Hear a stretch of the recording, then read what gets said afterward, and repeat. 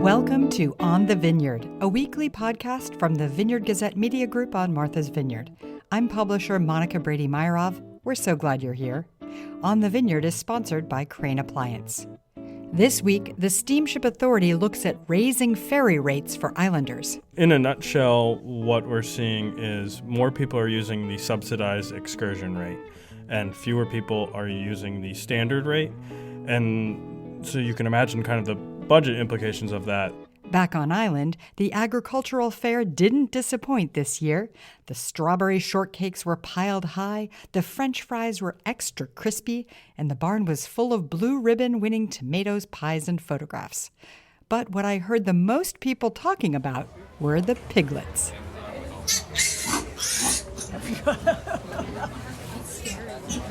12 piglets were born on opening day, and crowds of people watched them nursing or sleeping during the fair. The squeaking and grunting you're hearing is when a fair worker plucked off 3 underweight piglets from their mom to feed them with a bottle. They're really watching out for them. Competitions in the ring drew big crowds. The women's crosscut had women on either end of a long, sharp-toothed saw to see who could saw off pieces of wood more quickly. Competitors ready. 3, 2, 1, go!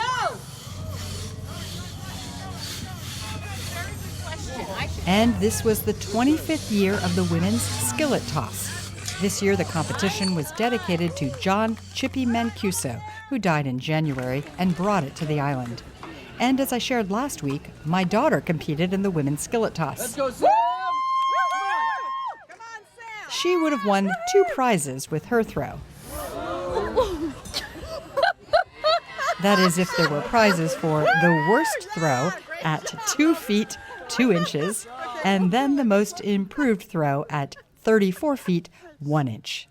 The way the competition works is that you throw the skillet forward, aiming for the measuring tape in the middle of the dirt patch. And if you throw far away from the measuring tape, that distance is subtracted from the distance that you threw, thus my daughter's meager throw. I can't wait till next year.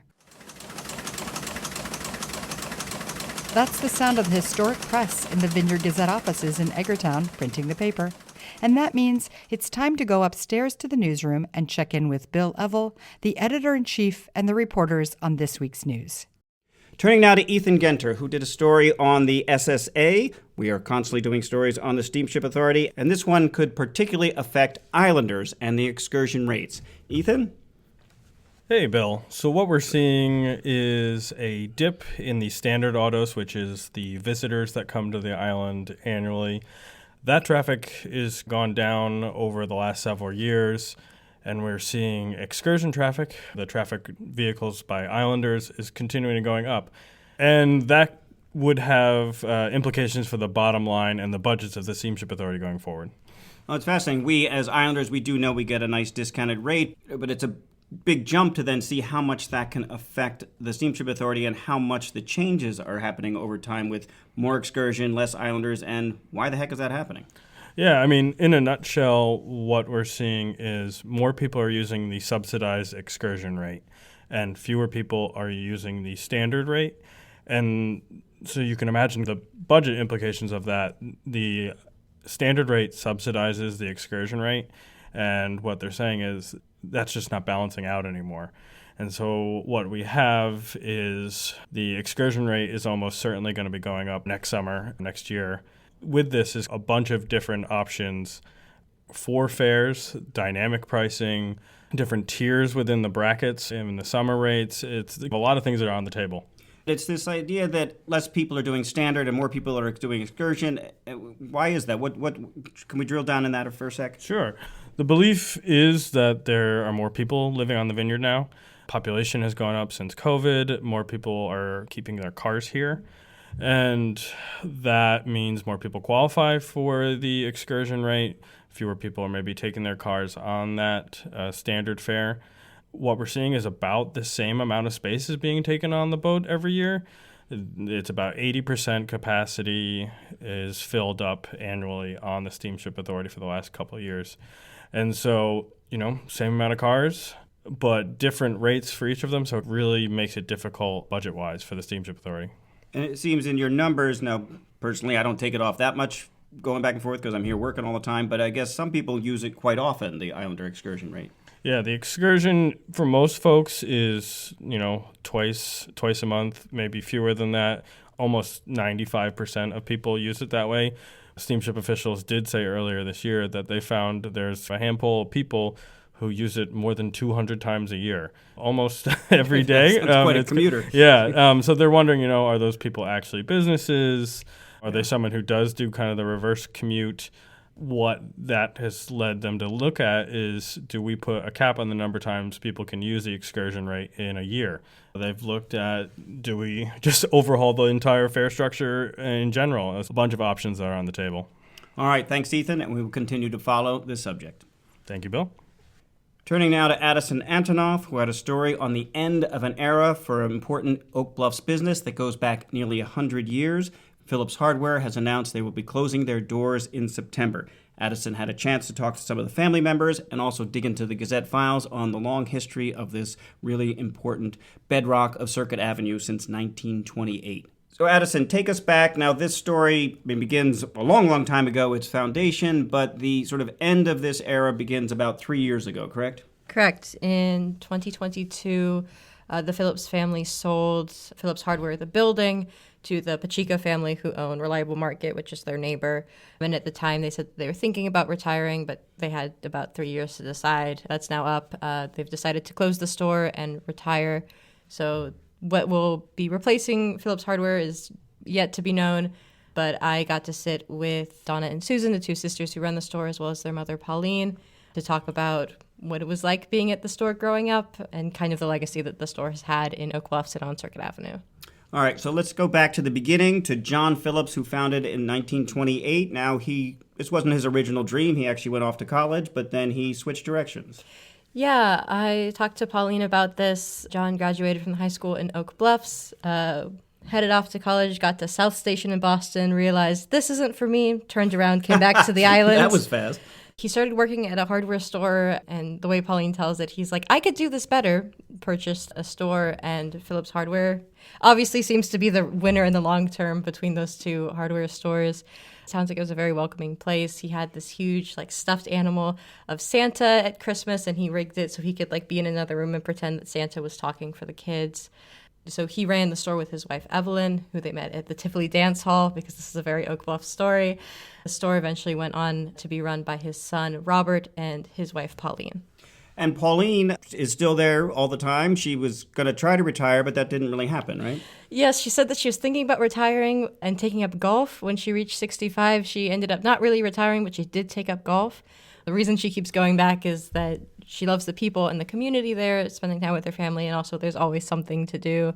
I was talking to the two sisters who run the store, and they're like, every time we hire someone, we have to let them know you don't have a chance to get bored when you're working here. There's always someone coming in looking for an emergency last-minute piece or something to help put a store together before it opens, things like that. What I loved about your story was just this, John thought he could do it better, and really the way he thought he could do it better was customer service, and this family business has really approached the work that way.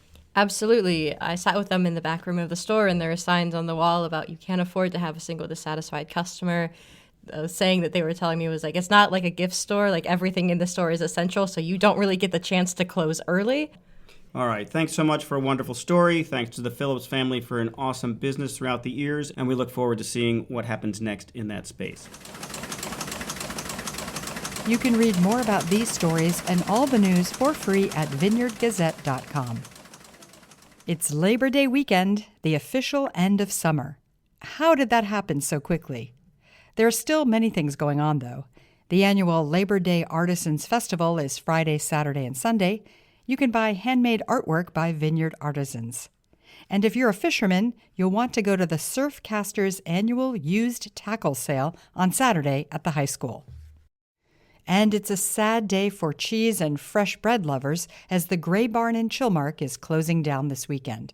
The Vineyard Gazette reported that a collapsing wholesale market for cheese and growing labor costs are forcing them to milk their last cow and shut their doors. They are saying goodbye with a barbecue, which is sold out, as is most of the Gray Barn merchandise. I, like so many others, will miss the beautiful farm stand that was open even in the dead of winter. Now back to the fair for a moment, where, by the way, our very own Susie Middleton, editor of Cook the Vineyard newsletter, won several ribbons for her flowers: blue for her marigolds, red for her cosmos, and red for commercial flower arrangements. Congratulations! The fair is 163 years old this year, and for 33 years, Eleanor Newbert of West Tisbury ran it. She was the fair manager from 1984 to 2017, and her love of the fair dates back to childhood. The fair was always an important thing for us all to do, right straight from memory. We had to pick out which hens were going to the fair, I suppose, and make sure our cow or calf or whatever was in tip-top shape, and help Dad fill out the entry forms and what we were going to make, what vegetables might be ready. So, of course, the fair was at the old grounds, and it was 3 days. So it was a whirlwind. The cows went early, and we could spend most of the day there. And then once they started bringing the cows, we'd come home to milk the cows and do our own chores. And then sometimes we got to go back over for a little while, but couldn't stay too late because the next day was poultry day. So, and it just was so much fun, and we just had a wonderful time. I can remember lying in bed and listening when I was little, coming home from the fair at night and listening to the music from the carousel at the fair, drifting across the way, and thinking, oh. And each summer, when August rolled around, we would have the calendar there and cross off the days till the fair was coming. And Dia Whitcomb of the Martha's Vineyard Museum spoke to Eleanor Newbert of Flat Point Farm in West Tisbury earlier this year. Our theme music is from island composer and musician Michael Hayden. If you like the show, please follow us so you won't miss an episode, and tell a friend who loves the vineyard. Thanks to our sponsor, Crane Appliance. When you shop at Crane Appliance, you get their appliance expertise, very competitive pricing, and service after the sale should you need it. Crane Appliance. They call the Cape and Islands home. I'm Monica Brady-Meyerov. Thanks for joining us on The Vineyard. Talk to you next week.